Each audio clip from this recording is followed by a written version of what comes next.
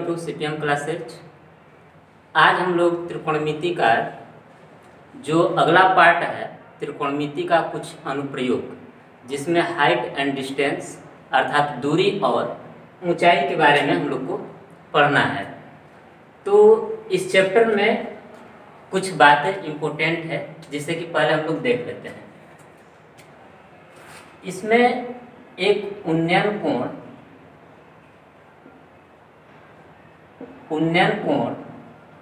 और एक अवनमन कोण,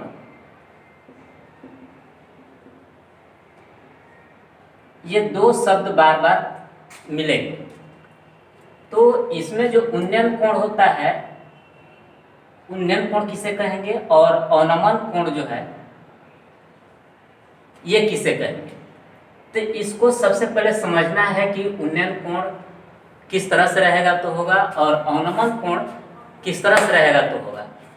तो सबसे पहले हम लोग एक आकृति बना लेते हैं।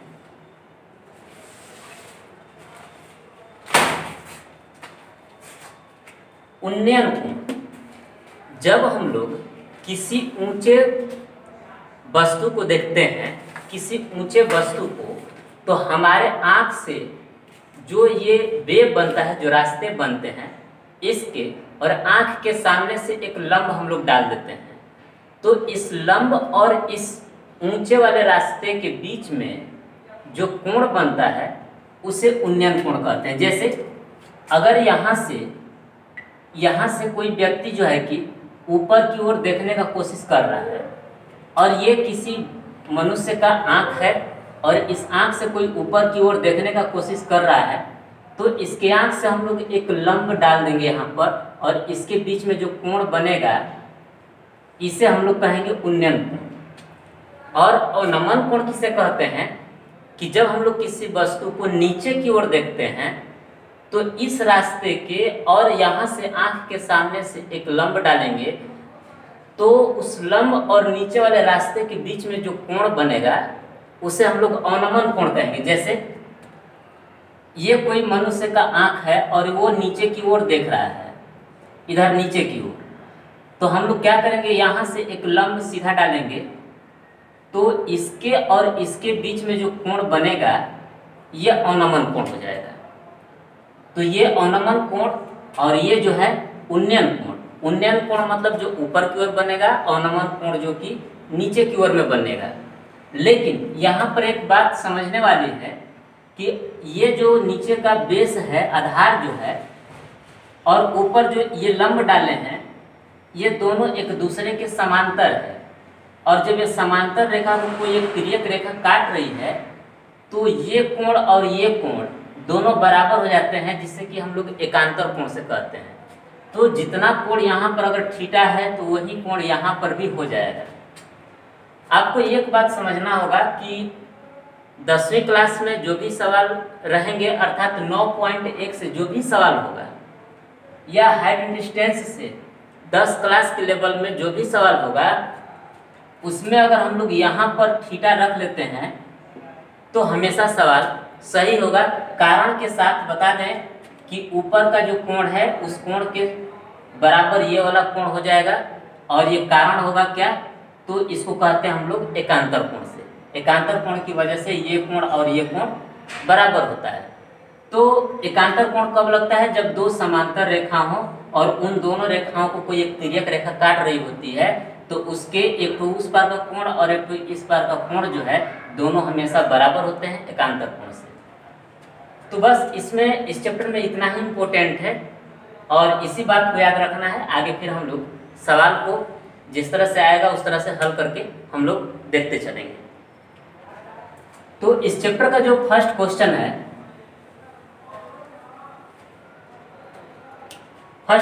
इस चैप्टर का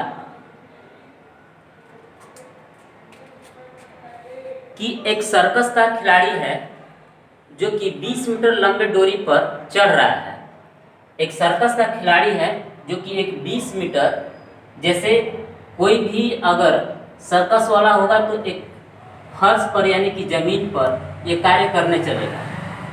तो यहाँ पर जो है कि कहा गया है कि एक 20 मीटर लंबे डोरी पर चढ़ रहा है, तो वो डोरी कैसे बंधा होगा? डोरी तो कभी ऐसे खड़ा करके नहीं बनाएगा। यहाँ पर एक पोल लगाया गया है, एक लंब लगाया गया है, एक खंभा लगाया गया है। तो इस खंभे से इस जमीन पर एक रस्सी को बांध दिया गया है और इसी रस्सी के माध्यम से वो जो कलाकार है सर्कस का वो चढ़ रहा है और इसकी जो दूरी है वो 20 मीटर है। उसके बाद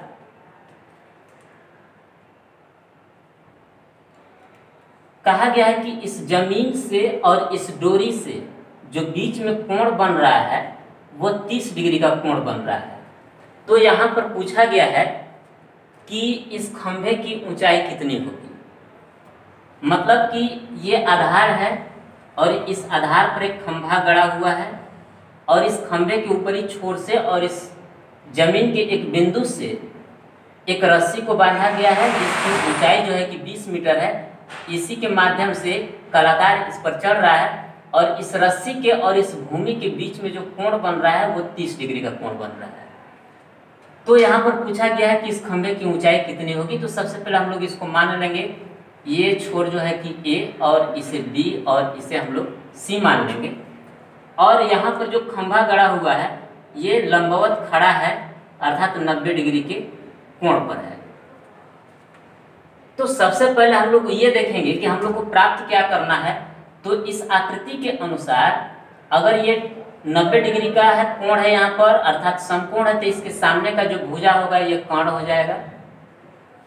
ये थीटा है तो थीटा के सामने वाली भुजा लंब हो जाएगी और एक जो बाकी बच गया ये आधार हो जाएगा। अर्थात आकृति के अनुसार हम लोग को लंब ज्ञात करना है। तो सबसे पहले लिख लेंगे कि दिया है आकृति में AC बराबर 20 मीटर और जो थीटा है वो 30 डिग्री है और हम लोग को ज्ञात करना है AB बराबर। तो हम लोग इसमें संबंध देखते हैं। सबसे पहले संबंध देखेंगे कि कर्ण और लंब में क्या संबंध है, किस फार्मूला में कौन ऐसा फार्मूला है जिसमें लंब और कर्ण आता है। तो आप जानते हैं फार्मूले वाला सेक्शन में जो कि बताया गया है कि साइन थीटा बराबर क्या होता है, साइन थीटा बराबर। तो आप जानते हैं कि साइन थीटा बराबर लंब बटा में कर्ण होता है, लंब बटा में कर्ण। और यहाँ पर जो लंब है वो कितना है, AB है तो लिख लेंगे AB और कर्ण कितना है तो AC है। अब यहाँ पर आते हैं साइन को साइन और थीटा का मान जो है 30 डिग्री है तो 30 डिग्री बराबर AB का मान हम लोग को नहीं मालूम है वो पता करना है। तो हम लोग यहाँ पर लिख लेंगे AB बटा में नीचे AC है तो AC का मान कितना है तो 20 मीटर, यहाँ पर 20 मीटर लिख लेंगे। अब यहाँ पर साइन 30 डिग्री का मान कितना होता है तो आप फार्मूले में बताया गया है कि थीटा का मान हम लोग कैसे निकालते हैं तो वहाँ से आप लोग देख लेंगे। तो साइन थीटा का मान कितना होगा तो साइन थीटा का मान जो होता है 1/2। साइन थीटा का मान जो होता है 1/2 होता है और यहाँ पर जो है कि AB बटा में 20। अब यहाँ पर क्या करेंगे कि हम लोग इसे तिर्यक गुणा कर लेते हैं। तो AB में 2 से गुणा करेंगे तो 2AB बराबर 20 में 1 से गुणा करेंगे तो ये 20 हो जाएगा, लेकिन 2 से 20 10 बार में कट जाएगा। तो यहाँ AB बराबर जो है कि 10 मीटर हम लोग को प्राप्त हो जाएगा। अर्थात जो इस खंभे की ऊंचाई है वो 10 मीटर की होगी। तो ये बहुत ही आसान सवाल है और ये बहुत इम्पोर्टेंट भी सवाल है, जिसे आप DM कह सकते हैं अर्थात बोर्ड मॉडल कह सकते हैं। अगला सवाल है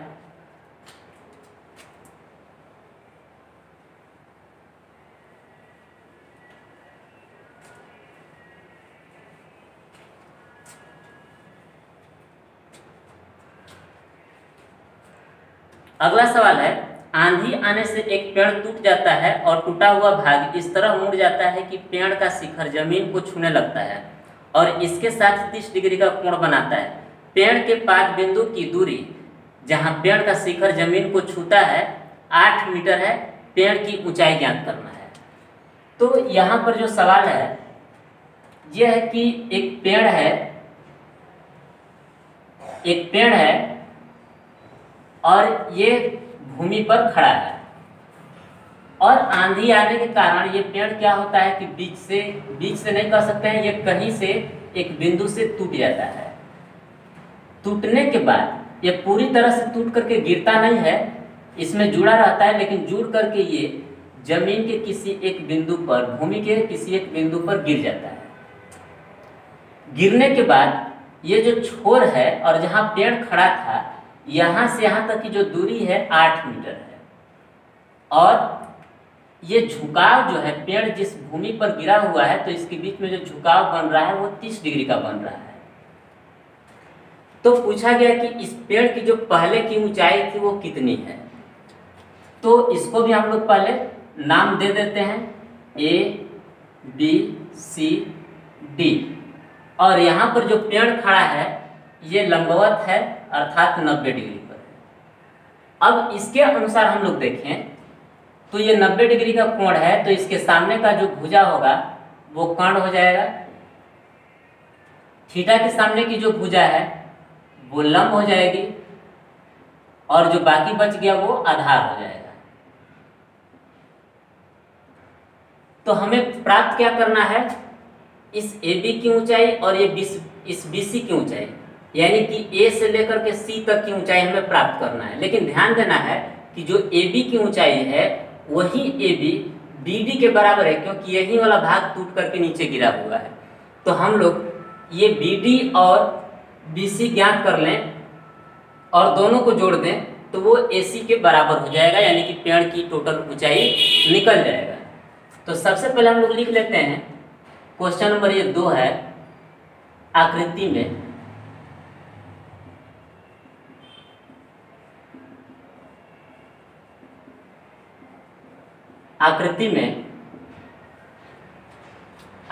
जो दिया हुआ है, सबसे पहले दिया है जो इसमें थीटा है वो 30 डिग्री का है और जो आधार है यानी कि CD जो है वो है 8 मीटर। और यहाँ पर एक बात बता दें फिर से कि यहाँ पर AB जो है वो बराबर है BD के। तो हम लोग को ज्ञात करना है AC बराबर, जो कि AB प्लस BC के बराबर होगा, जहाँ AB के बदले में हम लोग BD लिख लेंगे और प्लस BC, यानी कि AC का मान निकालने के लिए हम लोग BD प्लस BC निकाल लेंगे तो हम लोग का काम हो जाएगा। इसलिए सबसे पहले आते हैं, लगाते हैं यहाँ पर फॉर्मूला। पहले इस BC को निकालने का कोशिश करते हैं। तो हम लोग को आधार पता है और लंब निकालना है। तो आधार और लंब में कौन ऐसा फॉर्मूला है जो कि संबंध दिखाता है? तो लंब और आधार में संबंध दिखाने वाला फॉर्मूला जो है tan थीटा है। tan थीटा बराबर होता है लंब बटा में आधार। यहाँ पर लंब का काम BC और आधार का काम CD कर रहा है। यहाँ tan और थीटा का जो मान है वो 30 डिग्री है और BC का जो मान है ये हम लोग को नहीं मालूम है और CD का जो मान है वो 8 मीटर है। tan 30 डिग्री का जो मान होता है 1/√3 होता है, बराबर BC का मान तो नहीं मालूम है लेकिन नीचे 8 है तो 8 रहने देते हैं। इसको जो है कि 8 यहाँ पर भाग में इस पर लाएंगे तो गुणा में हो जाएगा, अर्थात BC बराबर हो जाएगा 8/√3। और यहाँ हम लोग चाहें तो इसका हर का परिमेयीकरण कर सकते हैं, क्योंकि जब भी हम लोग आंसर लाने की कोशिश करेंगे तो उसका जो आधार होगा अर्थात जो हर होगा वो कभी भी रूट में नहीं होना चाहिए। तो हम लोग उसको रूट में नहीं छोड़ेंगे। यहाँ पर हम लोग BC बराबर 8/√3 का हर का परिमेयीकरण कर लेंगे। तो हर का परिमेयीकरण मतलब जो हर होगा उससे नीचे और ऊपर दोनों गुणा कर देंगे। तो यहाँ BC बराबर हो जाएगा 8√3 और √3 में √3 से गुणा होगा तो ये 3 हो जाएगा। तो अभी हम लोग को BC का मान निकला हुआ है, अब हम लोग को BD का मान निकालना है। तो BD का मान निकालने के लिए पुनः उसी तरह से फॉर्मूला लगाएंगे। तो यहाँ पर देख रहे हैं कि हम लोग को आधार मालूम है और ये BD का निकालना है जो कि कर्ण पता करना है। तो आधार और कर्ण किस फॉर्मूले में आता है? तो cos थीटा में, क्योंकि cos थीटा बराबर होता है आधार बटा में कर्ण। तो cos थीटा बराबर यहाँ पर फॉर्मूला लगाएंगे। cos थीटा बराबर क्या होता है? आधार बटा में कर्ण, जो कि यहाँ पर आधार है CD और कर्ण है BD। cos 30 यानी कि cos और थीटा का जो मान है वो 30 डिग्री है, तो 30 डिग्री हम लोग लिख लेंगे। और CD का मान जो है 8 मीटर है और BD का मान तो नहीं मालूम है। अब यहाँ पर हम लोग को चाहिए कि cos 30 का मान कितना होता है। तो cos 30 का जो मान होता है √3 बटा में 2 होता है। √3 बटा में 2 बराबर 8 बटा में BD। इसको हम लोग क्या करते हैं कि तिर्यक गुणा करेंगे, तो यहाँ से ये हो जाएगा √3 BD और बराबर 8 में 2 से गुणा करेंगे तो ये 16 हो जाएगा। और यहाँ से BD बराबर निकालेंगे तो 16 और √3 इधर गुणा में और इधर आएगा तो भाग में हो जाएगा। और इसका भी हम लोग अब हर का प्रमेयीकरण कर लेंगे, यानी कि BD बराबर हो जाएगा 16 बटा में √3, तो √3 से ऊपर भी गुणा और नीचे भी गुणा कर लेंगे। तो BD बराबर हो जाएगा 16 √3 बटा में 3। लेकिन हम लोग को प्राप्त क्या करना है? AC। तो AC प्राप्त करने के लिए हम लोग को लिखना क्या है? BD plus BC। तो BD अब प्लस BC हो गया और BD का जो मान है हम लोग का 16 √3 बटा में 3 आ गया। 16 √3 बटा में 3 प्लस BC का जो मान है वो 8 √3 बटा में 3 है। 8 √3 बटा में 3। यहाँ से हम लोग क्या करते हैं कि 1/3 को कॉमन कर लेते हैं। 1/3 कॉमन कर लेंगे तो बच जाएगा 16 √3 प्लस 8 √3। यहाँ से 1/3 गुण 16 और 8 हो जाएगा 24 √3 और 3 से 24 कट जाएगा 8 बार में, इसलिए 8 √3 मीटर जो है इस पूरे पेड़ की ऊंचाई हो जाएगा। ये इसका सही आंसर है। तो यहाँ पर सिर्फ हम लोग को एक ही बात का ध्यान रखना है कि हमेशा साइन कॉस टैन इन्हीं तीनों फार्मूले का प्रयोग करना होगा। उतना ही फार्मूले से हम लोग का ये जो सवाल है सभी सवाल बनते रहेंगे।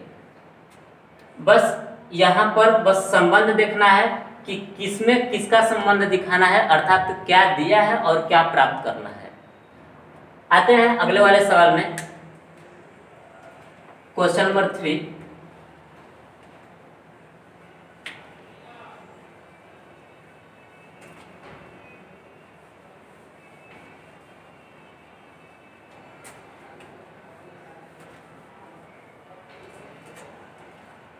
क्वेश्चन नंबर 3 है कि एक ठेकेदार जो है बच्चों को खेलने के लिए एक पार्क में 2 फिसलन पट्टी लगाना चाहती है। 5 वर्ष से कम उम्र के बच्चों के लिए वह एक ऐसी फिसलन पट्टी लगाना चाहती है जिसका शिखर जो है 1.5 मीटर की ऊंचाई पर हो और भूमि के साथ 30 डिग्री का कोण पर झुका हुआ हो, जबकि इससे अधिक उम्र के बच्चों के लिए वह 3 मीटर की ऊंचाई पर एक अधिक ढाल की फिसलन पट्टी लगाना चाहती है जो भूमि के साथ 60 डिग्री के कोण के साथ झुकी हो और प्रत्येक स्थिति में फिसलन पट्टी की लंबाई हम लोग को ज्ञात करना है। तो यहाँ पर सबसे पहले हम लोग 2 आकृति बनाएंगे। एक आकृति बनाएंगे 5 वर्ष से कम वाले उम्र वाले बच्चों के लिए और एक है 5 वर्ष से ज़्यादा उम्र वाले बच्चों के लिए। तो 5 वर्ष से कम उम्र वाले बच्चों के लिए जो फिसलन पट्टी बनाई गई है तो इसका जो ऊंचाई है इसको बताया गया है कि 1.5 मीटर है और 5 वर्ष से जो ज़्यादा के उम्र वाले हैं उनके लिए जो ऊंचाई है वो जो है 3 मीटर है।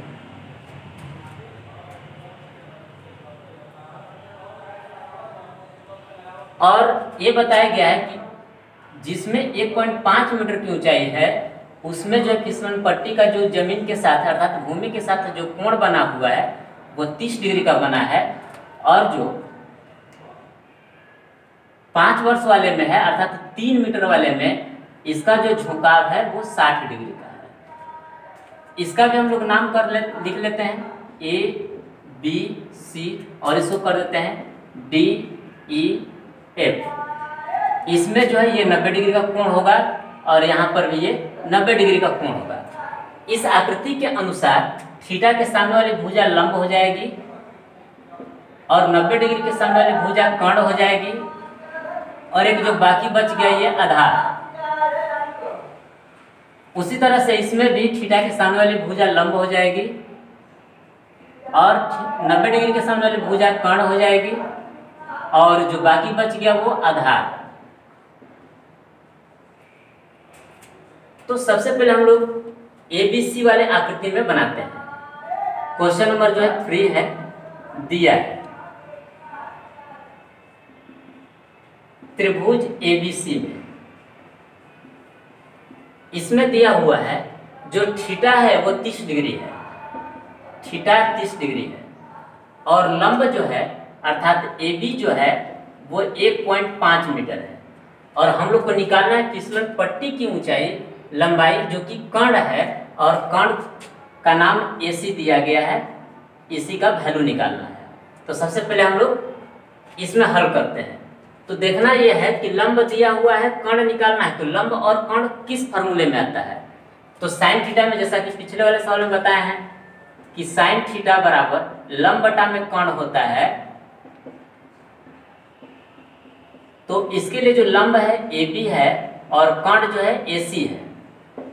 तो साइन और थीटा का जो मान है वो 30 डिग्री है बराबर AB का मान 1.5 और AC का मान नहीं मालूम है। साइन 30 का मान 1/2 बराबर 1.5 बटा में AC। इसको तिर्यक गुणा करेंगे, तिरछी तिरछा गुणा, AC में 1 से गुणा करेंगे तो AC हो जाएगा और 1.5 में 2 से गुणा करेंगे तो ये 3 मीटर हो जाएगा। अर्थात पहले वाले का जो आंसर होगा वो 3 मीटर हो जाएगा। उसी तरह से अगले वाले में अब त्रिभुज DEF में, DEF में इसमें जो है कि थीटा जो दिया हुआ है 60 डिग्री दिया हुआ है और जो इसका लंब है यानी कि DE जो दिया हुआ है वो 3 मीटर है और हम लोग को कर्ण निकालना है यानी कि DF निकालना है। तो यहाँ पर भी लंब दिया है और कर्ण निकालना है, तो लंब और कर्ण आएगा किसमें, साइन थीटा में ही आएगा। तो साइन थीटा बराबर लंब बटा में कर्ण जो कि लंब इसका है DE और कर्ण जो है DF है।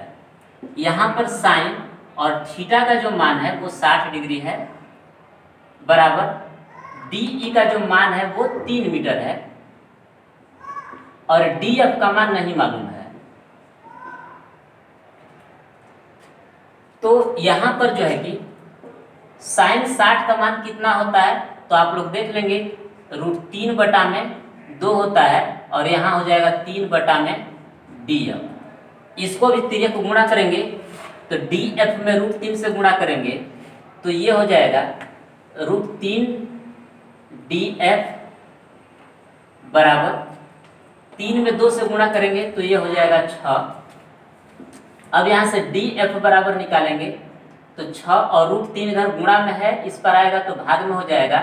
इसका हम लोग हर का परमेयीकरण कर लेंगे, √3/√3 DF बराबर 6 में √3 से गुणा करेंगे तो 6√3 और √3 में √3 से गुणा करेंगे तो 3 से 6 कट जाएगा 2 बार में, अर्थात DF बराबर हो जाएगा 2√3 मीटर।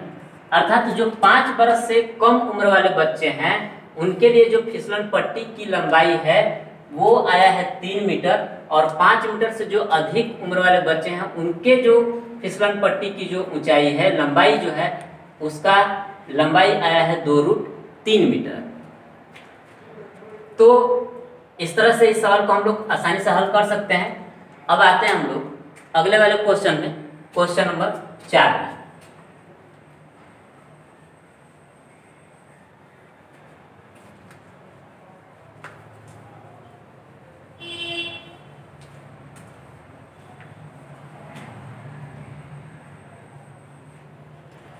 क्वेश्चन नंबर 4 है कि भूमि के एक बिंदु से जो मीनार के पाद बिंदु से 30 मीटर की दूरी पर है, मीनार के शिखर का उन्नयन कोण जो है 30 डिग्री है, मीनार की ऊंचाई ज्ञात करना है।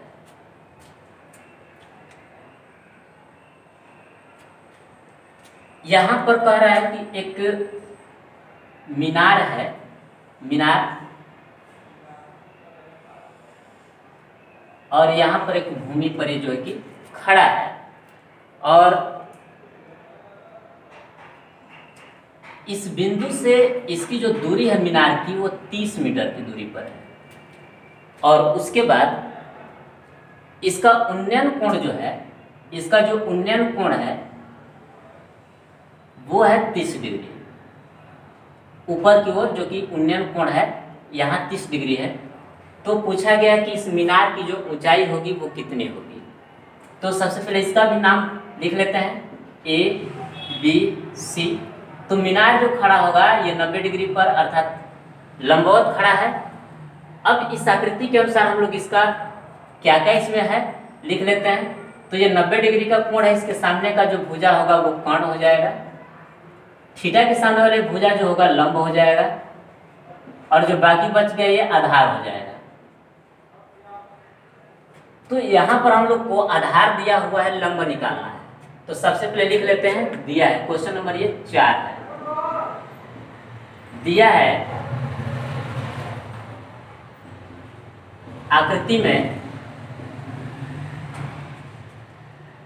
आकृति में दिया हुआ है, थीटा जो दिया है वो 30 डिग्री दिया है, और BC है 30 मीटर, और इसकी ऊंचाई यानी कि AB पूछा गया है, यह हम लोग को प्राप्त करना है। तो देखना यह है कि हम लोग को आधार दिया है और ऊंचाई पूछा है, तो लंब और आधार में कौन सा फॉर्मूला है जो कि संबंध दिखाता है। तो tan थीटा होता है, tan थीटा बराबर होता है लंब बटा में आधार, लंब बटा में आधार। तो इसके लिए लंब जो है AB है और आधार है वो BC है। यहाँ हो गया tan, और थीटा का मान जो है 30 डिग्री, AB का मान नहीं मालूम है, और BC का मान 30 मीटर है। tan 30 का मान कितना होता है, तो 1 बटा में √3 होता है, और ये हो गया AB और बटा में 30। इसको हम लोग ये जो भाग में है इस पर लाएंगे, गुणा में हो जाएगा, यानी कि 1 में गुणा करेंगे तो यहाँ से AB बराबर हो जाएगा 30 बटा में √3। अब यहाँ पर हम लोग जब √3 हर में आ गया, बटा में √3 आ गया, तो कभी भी हम लोग रूट जो है कि नीचे नहीं छोड़ते हैं, तो उसको हम लोग क्या करेंगे, हर का परिमेयकरण कर लेंगे। तो लिखते हैं AB बराबर 30 बटा में √3 और गुणा √3 ऊपर भी और नीचे भी √3। ये हो जाएगा AB बराबर 30 में √3 से गुणा करेंगे तो 30 √3, और √3 में √3 से गुणा करेंगे तो 3 से 30 कट जाएगा 10 बार में, अर्थात AB बराबर हो जाएगा 10 √3 मीटर। अर्थात जो मीनार की ऊंचाई है, अर्थात AB जो है वो कितना हो जाएगा, 10 √3 मीटर। ये भी बहुत ही आसान सवाल है, और ये भी बोर्ड मॉडल सवाल है, इसको भी BM आप लोग लिख लेंगे। आप सबसे पहले फार्मूला को एक बार जरूर देख के रखिए, क्योंकि इसमें हर जगह साइन कोस tan के वैल्यू का जरूरत पड़ता है, तो इस तरह से आपको याद रखना होगा। अगला सवाल है क्वेश्चन नंबर 5।